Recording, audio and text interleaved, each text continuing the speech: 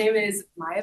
I am a second-year master's student in the OICRT program, and the article that I am discussing and presenting on today is titled Cycle and Sports Injuries. Okay, so first I just kind of wanted to talk about why I chose this article.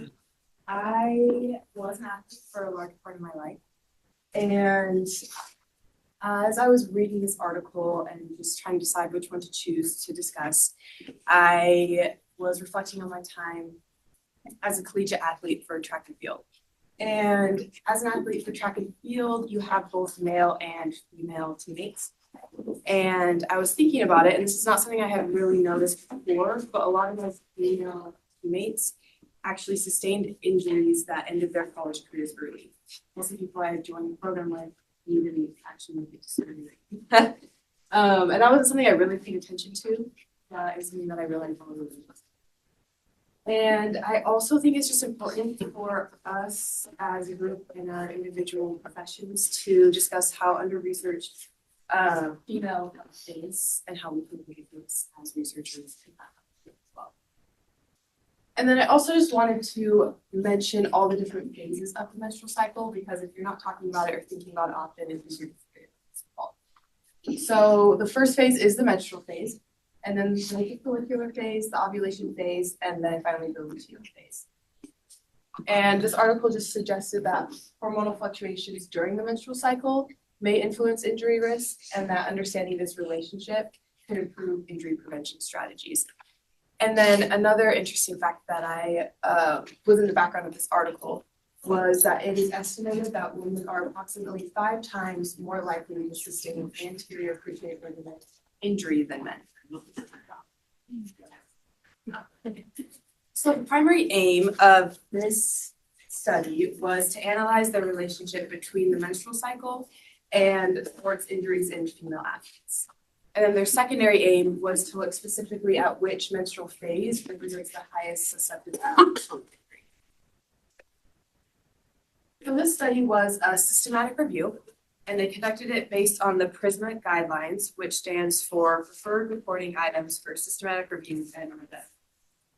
And this basically just means that they include their inclusion and exclusion criteria in the article, the search terms that they use to conduct their search, and then a flowchart explaining why each article was excluded or included. So this just helps with the repeatability and validity of the study. And then this search was done in January of 2020. Okay. The databases that they searched were PubMed, Medline, Scopus, Web of Science, and Sport. And then I included this chart that they had, and it shows which search terms they used for each database. And they searched for things like menstrual cycle, athletic injuries, wounds and injuries, sports, and athletes. And then something that I noticed when I was looking at this chart is they didn't use any of the OR features for the search terms. And I didn't repeat the search, so I'm not sure how much of a difference this would make. But the thought that came to my mind was they used sports as a mesh term, and then they could have used like or volleyball or swimming or track and field. And I was curious if that would expand their pool of articles that they could have pulled from, but I also didn't test it, so I'm not sure. And then the second thing I noticed is that they used the word athletes. And as like a track and field athlete, I know this, that in the US we call the sport track and field. In everywhere else in the world, pretty much, they call the sport athletics. And so I was curious if that would lead to good like articles to pull more athletics articles by using that word. But again, it's I was just a thought. Okay, and then their inclusion criteria was that they had to be peer-reviewed articles, either English or Spanish, and they had to be published in 2011 or later. And then they had to be female athletes with regular menstrual cycles. So this just means no hormonal contraceptive use. They couldn't be pregnant and they couldn't be breastfeeding. And then other exclusion criteria they had was they couldn't be systematic reviews, use reports. The population couldn't include menopausal women. And then again, they couldn't be hormonal contraceptive users. Okay, so after using these search terms for all the databases, you can see the flowchart that they included. So which articles were selected for this study. And their initial search turned up 138 articles. And there were 32 from PubMed, 12 from Medline, 48 from Scopus, 38 from Web of Science, and then 8 from Sports Discuss. And then they removed 54 duplicate records. And then this left them with 88, and they excluded 68 for incorrect samples, incorrect aim, and then they didn't have the text access, which was a little bit disappointing because this is such a small area of research. 12 articles was a lot to exclude for not having access to it, and they didn't explain why. So I was kind of curious why they were excluded and why they couldn't get access to it, because it's like a lot of time you can. I actually was doing a systematic or a literature review for one of my classes this semester, and I was trying to get access to articles, and a lot of times I could access them if I just requested it through the University of Utah Library. But because of the time that I was doing the search, there was one that I really wanted to include in my study, and so I requested it from the University of Utah Library, and they got back to me within a couple of weeks, which was kind of weird because usually they get back quicker than that. And they came back and said they couldn't give me the article because of the government shutdown. It was like on a government journal, and so they couldn't access it. So there are circumstances like that, but I was disappointed to see that many were not accessed. And then after their exclusion criteria, they ended up with the exclusion criteria. And then they analyzed these 8 articles using a quality assessment tool called the McMaster Quantitative Study Form, which this is that form. And so I just included this here because it lists all the 8 articles that were included in the study. And then on the left side, you can see all the questions that they asked. Some of the questions that stood out to me were like, is the purpose clearly established? Are the results meaningful in terms of statistical significance? And was the analysis appropriate? And things like that. Looking at this chart, you can see that the only article that met all of the criteria for the quality assessment questions was the Bell et al. The rest of them had a few items that were not included. And I also just wanted to point out that the questions that stood out to me, like, are the results meaningful in terms of statistical significance? All of the articles did have a yes for that. 2 of those were important, and that was included. I also wanted to point out that this chart shows what each study design was for all of these articles. And there was a lot of case control articles and cross-sectional ones with only a couple prospective participants. Okay, so the population that ended up being included in each of these articles were healthy, normally menstruating female athletes, and the age range was 14 to 25 years. And this was a pretty wide range, age range, but because of how limited the research is, I think it's important and make sure that they included this large range of ages. And then the sports that were commonly included or repeated in multiple articles were soccer, volleyball, athletics, netball, and handball. There were a few others that were commonly included. And then they used a very large variety of data tools, which we'll discuss in a little bit later. But they included data tools such as hormone assays, ovulation kits, arthrometers, electromyography, injury tracking apps, and then strength and proprioception testing. Okay, and then I want to include this chart because it specifically shows what the sample sizes were for each of the articles. And so as you can see, but the largest sample size was 179 participants. And then the small sample size was 12. So it was very small sample sizes overall. But it is a very new area of research, so understandable. And then it also shows the average age, weight, height, and BMI of each of these or some of these articles. And then it specifically shows what type of sport that they looked at. And this is where I wanted to point out that they did include, one of the studies included like kayaking and hockey and things like that. But that was only in one study and it was briefly mentioned. Then it also just shows the level of professionality, which ranges from recreational too professional. And the exercise average amount per week, which was about 2 hours to 20 hours a week. Okay, and then this is just another chart from the article. And I liked this one because it shows what variables they measured and what tools they used to measure them. And this you can kind of see exactly how variable the tools were that measured them. Some of them were like hormone testing tools, and some of them were just like self-reported apps and things like that, which very. And then I also wanted to show on this chart the intervention time. As you can see, most of the intervention times were only 4 weeks, which is just one complete menstrual cycle, which makes sense because a lot of the articles were cross-sectional or case control. And so it just wasn't a very long time to look at these two articles. And then this also includes all the results of the study. You can go back and look at it.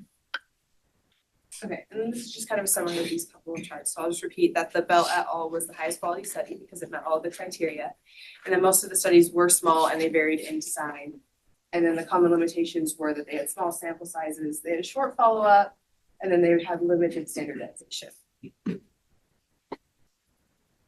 Okay, so moving to results, the main results of the study was that they found that the ovulatory phase was associated with the highest injury risk.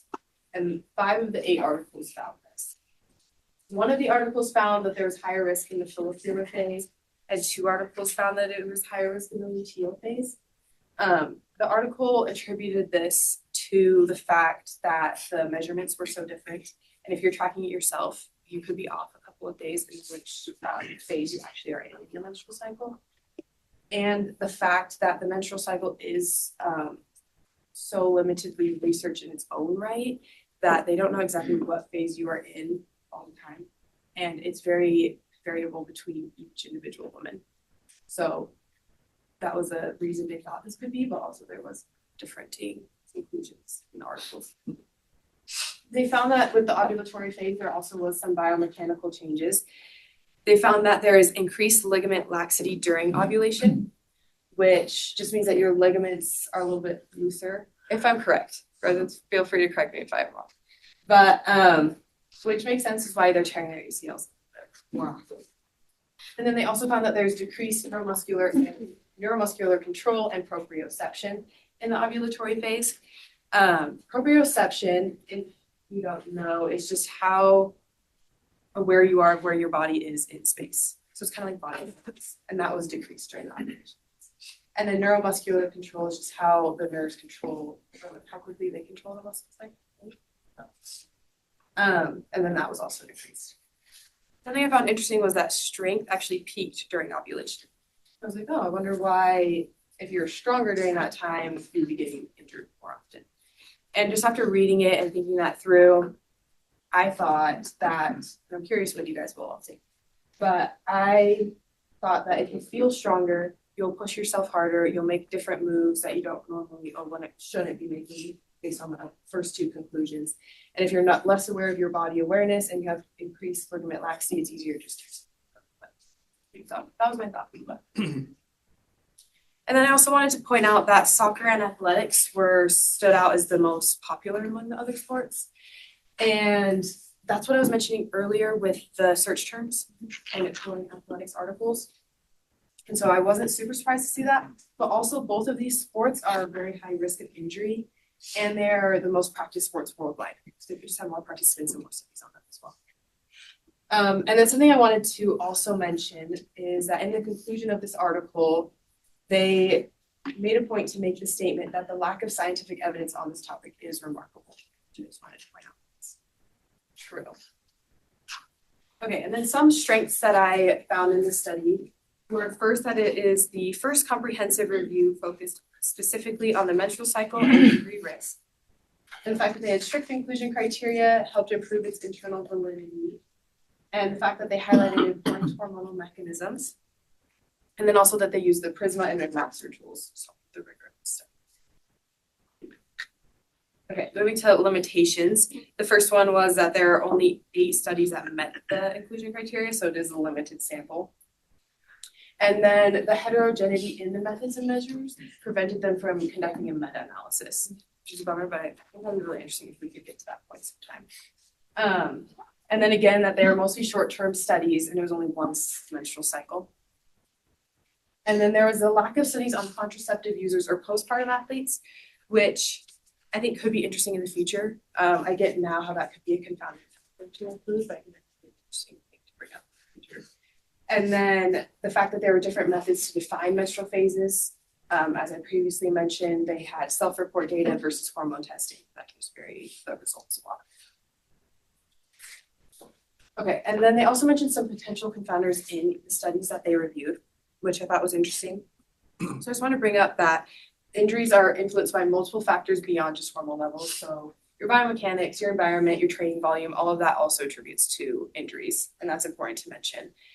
And most of the studies that they included did not control for things like their training intensity or their exposure time, their sleep and nutrition or recovery time, their psychological stress or mental fatigue, or their sport-specific movements and playing surfaces. And that can actually make a huge difference, especially with volleyball right now. They're changing a lot of the floors to be different to prevent injuries. And so that was not accounted for depending on which floor you're playing on.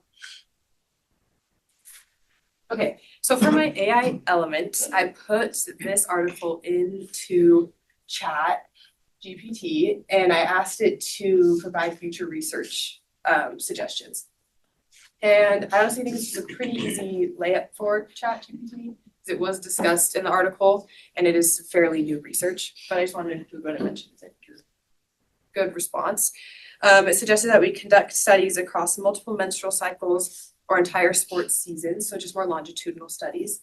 It suggested we use objective hormone measurements throughout the cycle, and then include athletes using hormonal contraceptives to assess potential protective effects.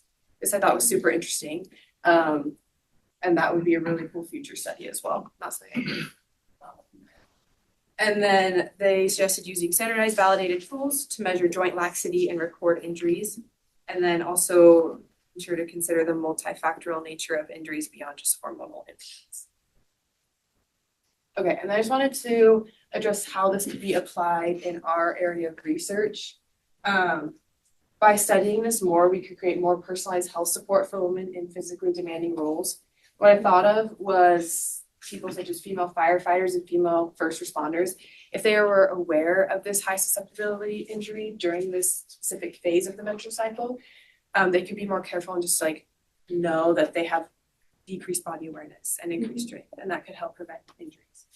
And then also in consideration of rehabbing and bringing people back to work when the PT should push them more and relax them more could be very beneficial as well.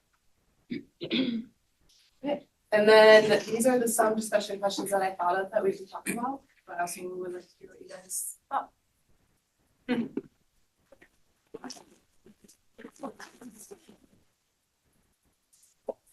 Yes. I know in Pullman they use males in a control group. Did that make any effect? Is that a good thing, a bad thing? In one of the studies they used. Yes. Yes. It's like good because you can compare it to how males are getting injured, but also I feel like the male and female analysis is so different. I don't know if that is super important. Like I don't know. I just happened to see it and I thought. Okay. I mean, I honestly don't know, but I don't think it's a bad idea to compare it to the male population because there is so much more data out there already on them. So if you can kind of like learn from that and compare, maybe that would research go further. Okay, thank you. Yes. On that, I actually think it's really important to compare to males because the hormone cycles are so different.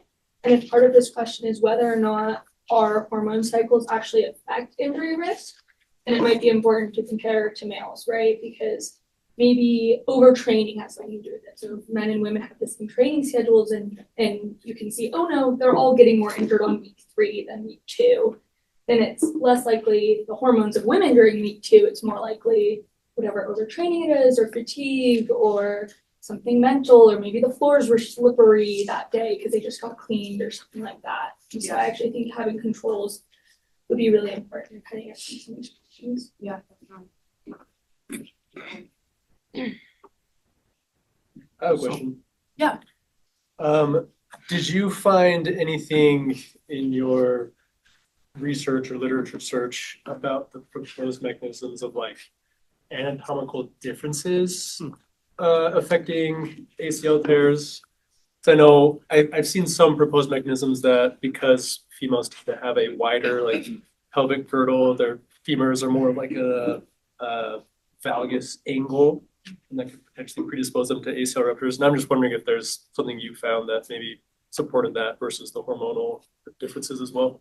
I have heard that, and I think that is important to mention and could be like a confounding factor, but in this specific literature search, they did not. Sure. This is just focused on the hormonal, yeah. Yeah, and I didn't believe that, but I have heard that as well. Yeah. To kind of follow up on that though, even if that's the case, the relaxin hormone actually makes that sacroiliac joint much more looser because it doesn't even increases like in response to estrogen and ovulation, but it's also in childbirth, right? So it makes the pelvis much looser. And so I think that would also widen that, make that even worse. So, Yeah. So regardless of what the mechanism is, where it's the relaxin hormone versus It's still on that same causal it's pathway. synergistic, Yeah. right? So it's an interesting question.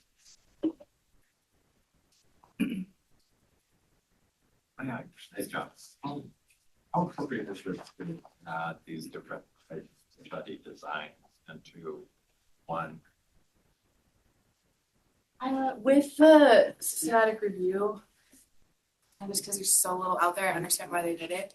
I think if you want to do like a meta-analysis and be able to compare what's happening, it would be important to include a certain type of study, and you could include that in your inclusion or exclusion criteria. But just with, I also understand why they did it this way, because of how women's is already. Just because you can find something, right? Like, I guess, step back to that question. As we answer your question about other literature, which would be really good, glad you brought that up. So I popped into ChatGPT, list all prospective forward studies, because I only want to see those. Published on risk of sports injury among women based on menstrual cycle. And there are many citations that are not in the paper. Oh. And there's also, interestingly, a note at the end of it that there also are several on only knee that are additional. So it throws another wrinkle into the equation. And I wonder if it was like the search terms that they use that didn't show up in their search, Right. or if they were part of the ones that they couldn't access. I don't know. exactly, and I wouldn't have thought of doing this, except I got forced, you may know, it was 2 weeks ago or so, that we weren't going fast enough through a bunch of, systematic reviews. So I decided on my vacation time to start playing with ChatGPT and stuff like that. And sure enough, I figured out, I think, a faster way to do some stuff. And I'm now being told I'm at these ChatGPT, it's not the best tool for this. So anyway, but they're in real time, these things are changing right in front of your eyes. And we'll probably have quite a bit more update that everybody will be interested in. Get Matt to teach you about it. I need to learn from it. But anyway, that's just an interesting element of where you can, because obviously it may not be the correct answer, now may not be a complete answer, but if it's showing me right away 6 citations that are not in the paper that are prospective forward studies, I know that there's a balance right away about whether the conclusion are valid or not. That's interesting. I would have thought to do that. But if you, like, I want you to, like, have you clicked on them to see if they're valid? Oh, I haven't done that stuff. I haven't done. No question about it. I was. Yeah. So Yeah. the validity of this paper is now in serious question, right? You're like, well, wait a minute, you don't have the universe of articles that are relevant. Prospectus, yeah.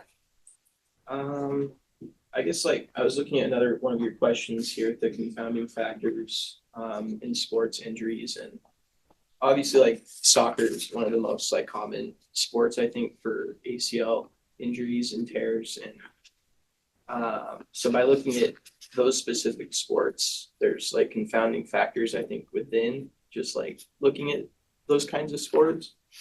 And I'm not very familiar with the measurement methods they use to assess their laxity. I don't know what an arthrometer is or what a groove sign or a Beighton test is. So I don't know how like objective those are to really use. But I guess what I'm getting at is there's like a lot of confounding factors maybe within these studies where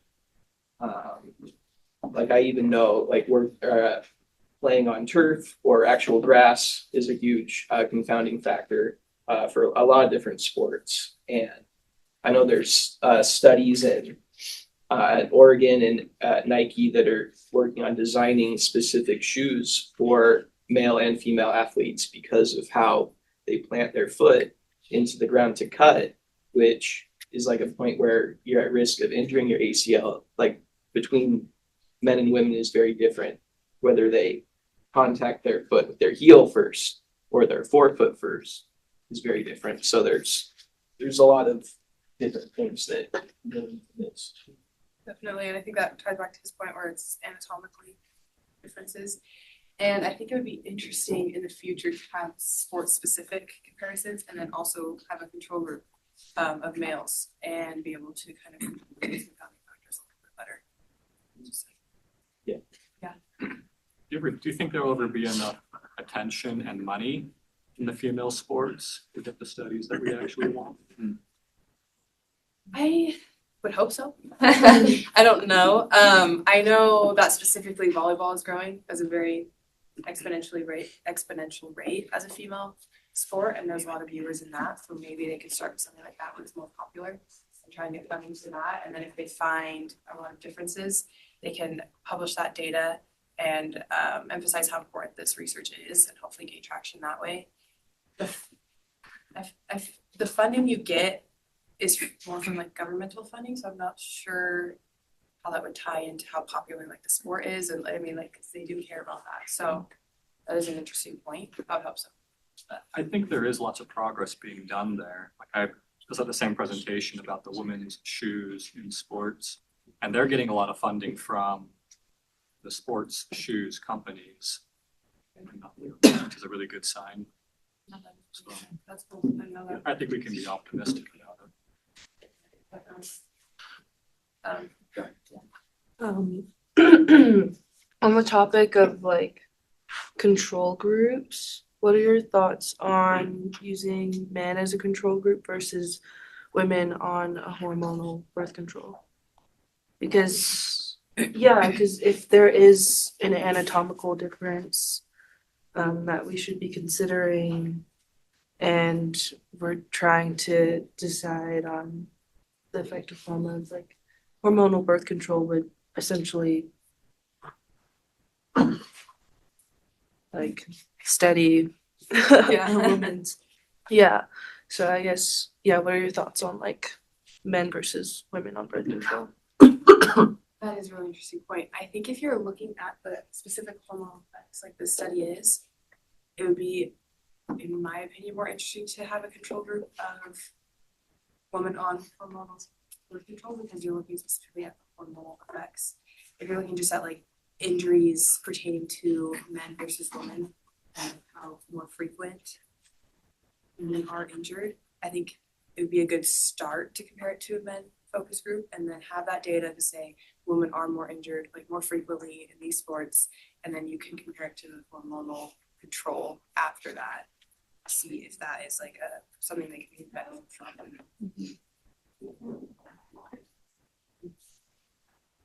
So some of these studies focus in on just like one sport and others are more general. And the authors don't make it easy here, but it seems like whether or not they find an association is pretty sensitive to the sport that they're doing. So if you were trying to push this type of research forward right now, do you think it's more important to have a more focused study on one particular sport or to shoot for something more general to a lot of different athletic activities? I think it would be interesting to conduct the research on specific sports And then you could do a more comprehensive like literature review on all the studies to have readings. I think to get funding and attention to it, it would be important to start within different focus groups of sports, like you said, because it is very different what movements you're doing and how hard it is on your body, depending on the sports. Like mentioned here, like soccer and athletics was what was most popular. So I think focusing on sport is a good idea. All right, we're at time. Anything else? Any final thoughts? All right, awesome.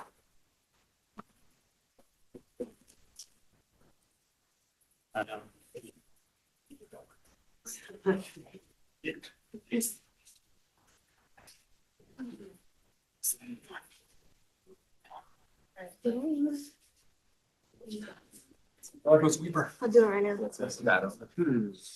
Thank you.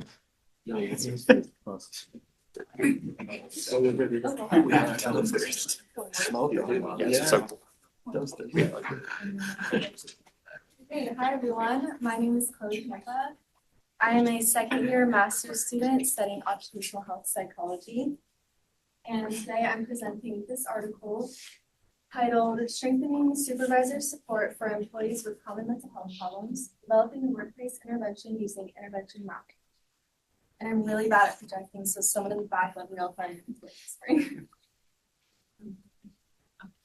Okay, so the purpose of this study was to develop a literature-based workplace intervention to strengthen supervisor support for employees with common mental health problems and to promote stay at work. So stay at work refers to the idea that employees with mental health concerns can remain at work and remain performing at a regular level without taking time off or without taking repercussion in their performance. And for common mental health problems, they define this as depression, anxiety, and stress-related disorders. And for the sake of this study, a lot of employees do not have a formal diagnosis. So they also included mood, anxiety, or stress-related problems. And again, the purpose of this study is to fill a gap in practical tools and guidance for supervisors because they are often the first to notice any signs of mental health problems, but they're not exactly equipped to help with deal with that. Okay, so for study design, they use intervention mapping. And this is a 6-step structured process for the creation and initial pre-testing of an intervention. This is a very qualitative and process-oriented approach, meaning that it focuses not only on the outcomes of an intervention, but on how every element of it is developed and decided on. And a big part of intervention mapping is stakeholder involvement. So they really include the people that experience the problem or the situation that is the subject of the intervention daily to make it the most applicable. For methods, they had 17 supervisors, 14 occupational health professionals, and 18 employees with common mental health problems. And they pulled these people from medium and small-sized Dutch organizations. They used purposive sampling in respect to gender, age, working experience, and the size of their organization. And they recruited these people through the researchers' professional networks, the National Association for Employers website, advocacy organizations for people with common mental health problems, and through LinkedIn. And these people composed their participatory planning group that met half yearly with the researchers to discuss how each step of the intervention was going on. And for data collection, they had a few different methods of qualitative data collection. They did a literature review, did more focus groups. They had 17 stakeholder interviews, and they refer to stakeholders as those participants that I just mentioned. They used concept mapping and then pre-tested and refined. And you'll see each of these elements throughout the 6 steps of intervention. So this was the chart or the figure that was included to kind of break down intervention mapping in its 6 steps. It's obviously very wordy with the procedures and the stakeholders involved in each step. So for my AI segment, I put this diagram into ChatGPT and I asked it to create a simplified version with the titles and then basically just a very brief summary of what that step does. Unfortunately, this was all that I got out of it. The titles are correct, but that's all we got. So we first have needs assessment, logic model change, methods and strategies, intervention production, implementation plan, and then evaluation plan. So not a lot of detail here. I will say I didn't ask it or give it any more information or ask it anything further, accepted that. Okay, so step one is the needs assessment. So to start this, they did a realist synthesis of 61 studies on the relationship between supervisor and employee, on behavior change, on supervisor supported behavior, everything related to the study. They also conducted a thematic analysis using their focus groups and interviews with the stakeholders. And they did concept mapping by asking them this question of what an employee with mental health problems needs to stay at work is. And from that, first from the synthesis, they confirmed that supervisor support is crucial to promoting stay at work for employees with common mental health problems. And they also found a lot of research supporting the fact that the relationship between the supervisor and employee is very important here. And it's important for it to be a safe and close relationship. From their concept mapping and thematic analysis, I kind of just pulled the big picture finds and needs on that. So employees need autonomy, focus, and a sense of safety and trust from their supervisor. And then as far as the intervention goes, supervisors need to feel equipped for conversation, early warning signs or detection, and strategies around mental health problems. And then they also would like to feel more familiar with workplace accommodations and how to appropriately give those. And then lastly, they would appreciate practical tips and direct coaching with occupational health professionals. Okay, so with those needs in mind, we move on to step 2, which is logic model of change. The purpose of this step is to define specific behaviors and environmental or organizational conditions that can be changed to help create those supportive behaviors. The framework that they chose to use is the integrated model of behavior prediction. And they chose this because it identifies specific behavioral determinants to target. The determinants that they have also aligns really well with the needs assessment. And it integrates individual and environmental factors, which they found to be really important in their literature review. And from this step, they created performance objectives that you'll see later on in the intervention session. Okay, so I included the model here just so we could kind of get a visual understanding of the foundation of the intervention. So we can see attitude, social influence, and self-efficacy drive intention. And then skills, self-regulation, as well as environmental factors then help translate intention into the actual behavior. And in this case, that's supervisor support to stay at work. So with that in mind, we move on to step 3, which is theory-based methods and practices. So with this step, we find methods and strategies that map out to those determinants that we just went over based on the best available evidence, which they said means their literature review, but also what they found from their interviews and concept mapping. So there's a really big chart, I think it's on page 9 of the paper, that maps out a bunch of different methods and strategies for each of these. I just included a few for time's sake. But for attitude, they suggest identifying and shifting beliefs around mental health problems. For social influence, they suggest using social impact strategies like sharing success stories to kind of shift the social norms surrounding mental health.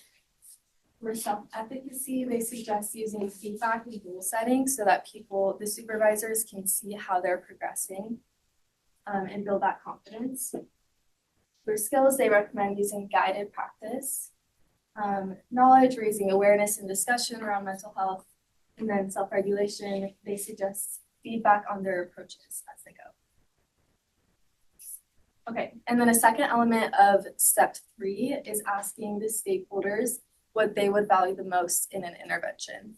And from that, they found that the stakeholders would value it being a practical and behavior-oriented intervention.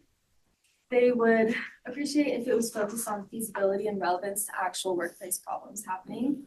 And also that it would be easy to use across organizations, whether that's with accessibility being digital or hard copy formats or layered content. So like having a very brief version for somebody that has a lot of experience with mental health versus a more in-depth version for somebody that's not as familiar. Okay, which finally leads us to step 4, intervention production.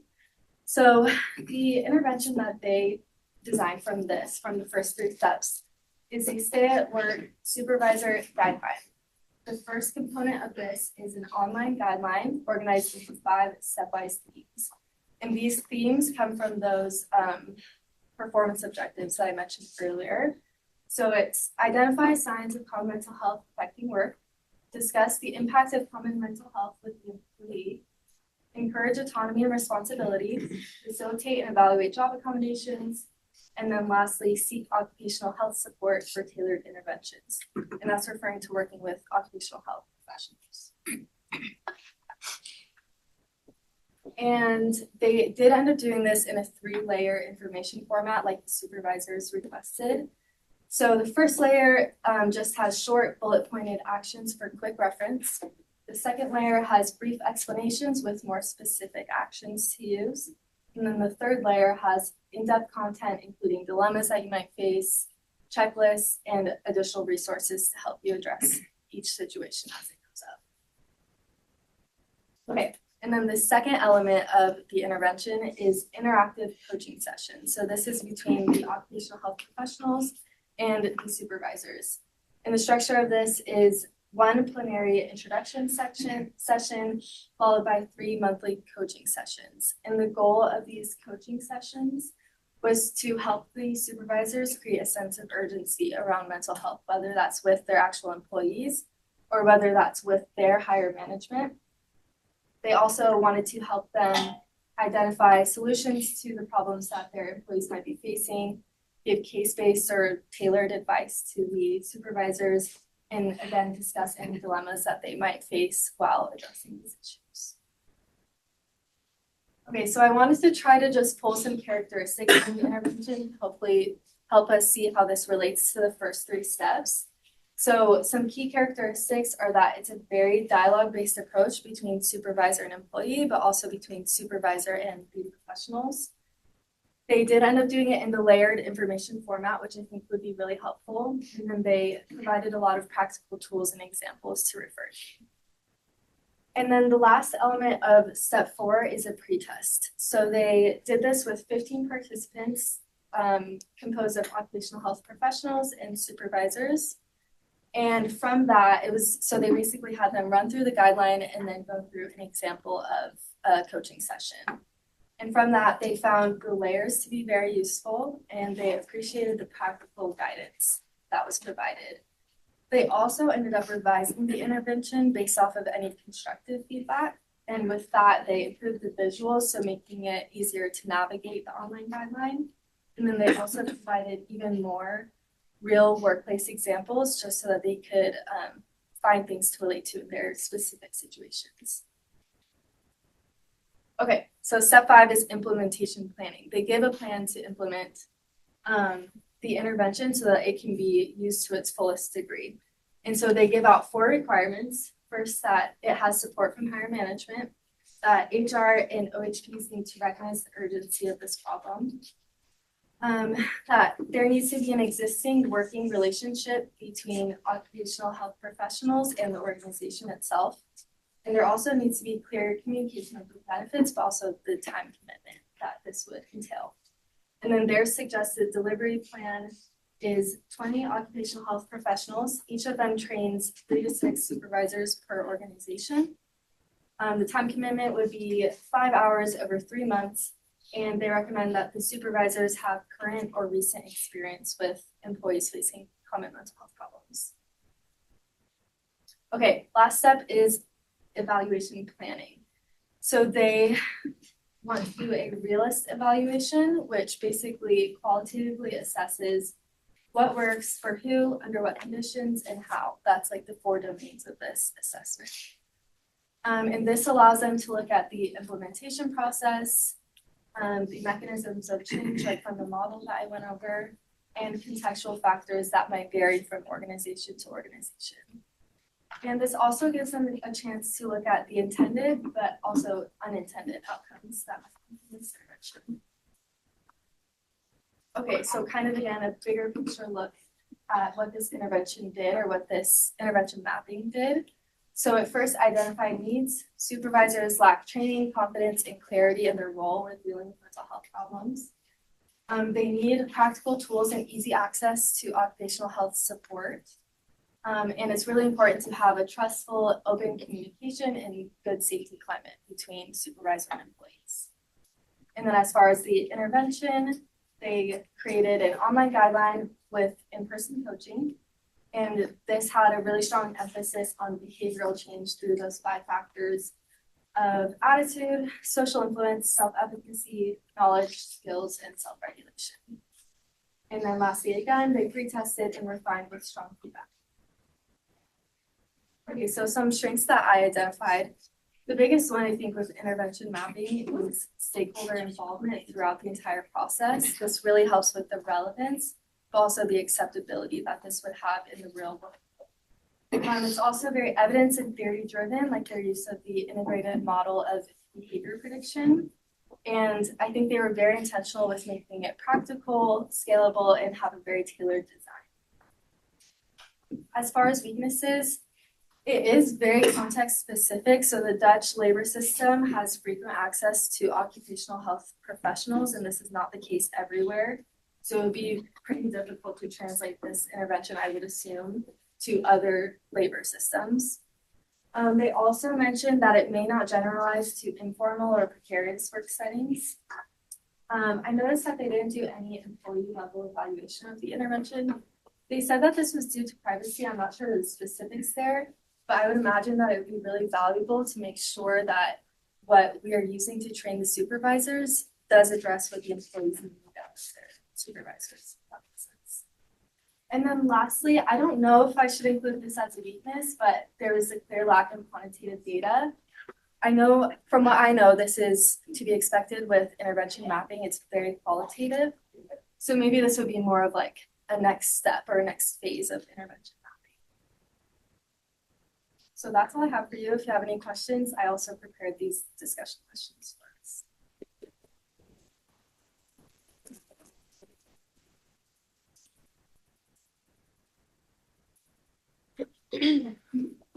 Great job. I actually think that they did a pretty robust mapping, at least. It'll be interesting to see if they do like a follow-up on actual intervention effectiveness, but I do like that they included supervisors' voices in the formulating portion, because most often interventions are like, here, leaders, you should go do all this stuff. And they're not asking like, can you do this stuff? What are your barriers? Are you burnt out? Or is this just like another thing on your plate? So I do appreciate that, but I do think that it's likely the most motivated supervisors that self-selected into being in this.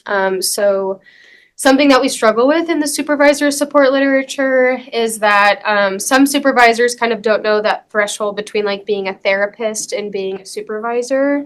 And I think that this is helpful because it like gives them guidelines, but we also know that unless it's being rewarded explicitly, then it just makes it a discretionary behavior, meaning any supervisor can decide whether or not to engage in these. So I think that that's one thing that they haven't really talked about is how is everyone going to be motivated to do these behaviors, or is it just going to be the supervisors that care about mental health in the workplace? Yeah. But good job. Thanks. Mm-hmm. Dr. Olson's got a comment from online or a question for you.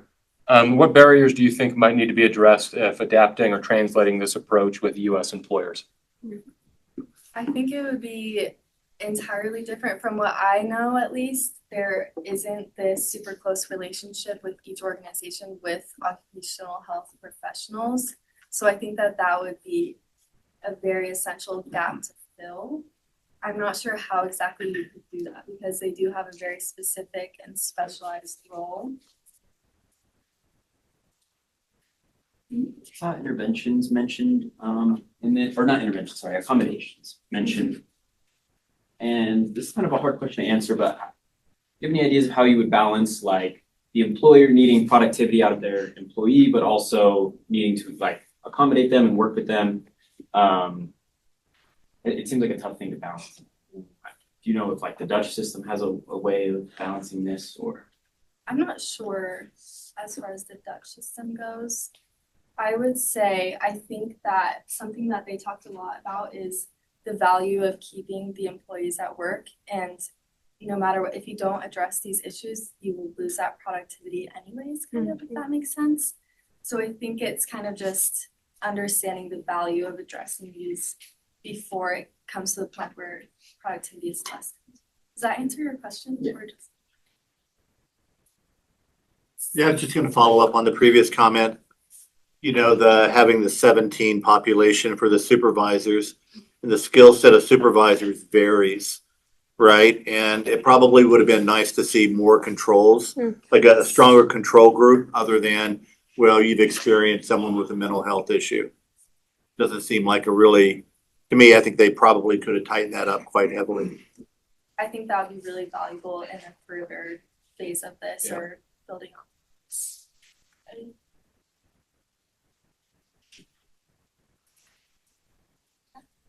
Speaking of self-selection, they also talked about how they picked employees that had like were in LinkedIn or in that group that had common mental health problems or at least identified like that. But I do think that that's probably creating some level of range restriction where if someone who's like really depressed or really stressed or really anxious, they're probably not going to be the people that are like self-selecting to add more work onto their plate. So I do think that they might not be capturing the people that are actually the most vulnerable.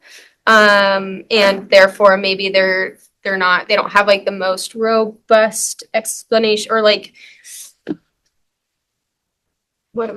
kind of the different things that supervisors can do to help those individuals, especially in like maybe more severe cases of common mental health problems. So I think that that's something they probably should have addressed is we got these certain people, but that's not necessarily, there was no information, like you said, no quantitative information about like how the variety in those people that were giving their opinions. Mm-hmm. Going along with the, I guess, severity of what a person is experiencing, did they set any sort of threshold of in the assessment phase, if any, I guess, specific things are noticed that would motivate the supervisor to recommend, like, I guess, a stronger intervention that wouldn't allow the employee to stay at work? Like, is there some sort of line where they draw? Like, yes, ideally we keep them at work, but beyond certain some sort of intervention that's like can't coincide with staying at work, like should be implemented. From what I remember, they did not address that, but I think that's a really good point and something that would need to. I think that would probably be something separate. Like this could be applied to those people that are under that threshold, and that's still important to look at. But I think that would be really helpful.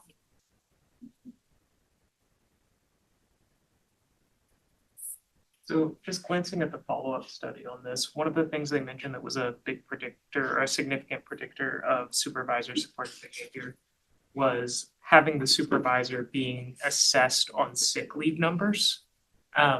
In my mind, that reads as maybe almost like a more punitive incentive, but I'm just curious what other kind of incentive structures have been tried to induce this kind of supportive behavior. Do you want me? Yeah, that was like you spoke about. Realistically, it's not necessarily like an explicit reward, like I'm going to give you more money for supporting your employees, but it is something that's maybe overlooked in performance evaluations. If you're a supervisor, that it's like, how is your team doing? Blah, blah, blah, blah. But there's not that kind of how did you interact with your employees one-on-one? How are you supporting them as like people and their health and wellness? And that's not necessarily captured in those yearly evaluations. So it's more so saying like, this is a domain of your behavior that we're expecting you to do at work. And it's going to be taken into account in your yearly evaluations. So it's not necessarily an explicit reward, but it is something that they're saying like, hey, we want this from you and we're going to be accounting for your time that you're spending doing that. Because otherwise, if that's not explicit, then that's kind of the first thing that gets dropped in a supervisor's behavior is a thing that's not going to be mentioned in your yearly evaluations. So that's kind of, I think, the first thing that comes to the top of my mind in terms of rewards. But I think this is also generally a new area that we're still trying to figure out how to get supervisors on board with health and wellness without pushing them past a boundary that they don't feel comfortable with. Yeah.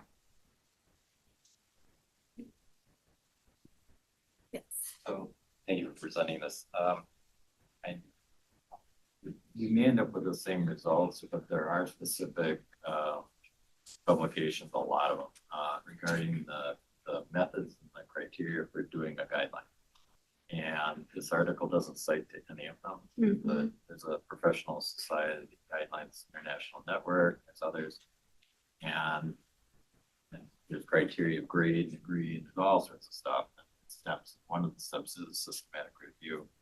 What ultimately it boils down to is you're supposed to be able to test it. You're supposed to be able to see what the evidence shows, and then it's supposed to have those citations of what those papers are, so you can go back and test whether you would get the same conclusion or not. This one is extremely difficult to tell that, and some of the things in the table are actually published textbooks, stuff like that. It's not even publication. So I'm just pointing out that, and this is not a low tier journal, nor was the prior one. Have pretty good impact factors, but a lot of stuff gets published and kind of using different words and kind of saying the same thing, the lesson saying.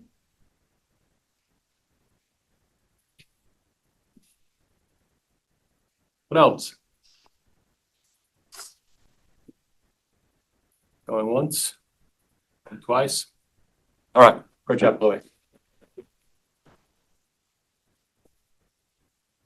Dr. Donkemont has a follow-up on Maya's presentation that he wanted. Yeah, that's some new information, and calling you to ask Maya if there's gonna be more money available or more to be done on female injury. And yesterday, the government, the good news, bad news situation. The good news is the government is going to give you an answer on a part of it. And the bad news is it might take 5 or 10 years to find out. But here's a quiz question. Does anyone know what an anthropomorphic test device is? Quiz question. Raise your hand if you know what it is. Okay, there are a couple. It's a crash test dummy, anthropomorphic test device. So if you ever call a crash test dummy a mannequin, you'll get pilloried. But yesterday, the Department of Transportation, National Highway Traffic Safety Administration said they're going to incorporate the new 50% female crash test dummy into government regulations. And a couple aspects of it, it's gonna take a while, of course. Car companies are already complaining because that may affect their 5-star crash test ratings. So within the next 5 to 10 years, society, through their value systems, will decide how important that is. Okay? So this is a partial answer, but it's going to take a while, but they've been working on it for 10 years. So, but officially, Sean Duffy announced they're going to move forward with incorporating that into FMVSS, Federal Motor Vehicle Safety Standards. And I encourage all of you to think about the importance of that, of FMVSS in your car every time you drive. It affects your anti-lock brakes, your pre-crash stuff, your during crash and post-crash stuff. So there has been some good work done. We'll have to see how long this takes and if it gets derailed. But that's a slow partial answer, Thank you. but thank you. Yeah. Thank you. All right. One thing to note about next semester at Journal Club, they're going to be on Thursdays instead of Fridays. It works better for class schedules and stuff. So Thursdays, not Fridays. See you then. Happy holidays. Yeah, so we don't have morning.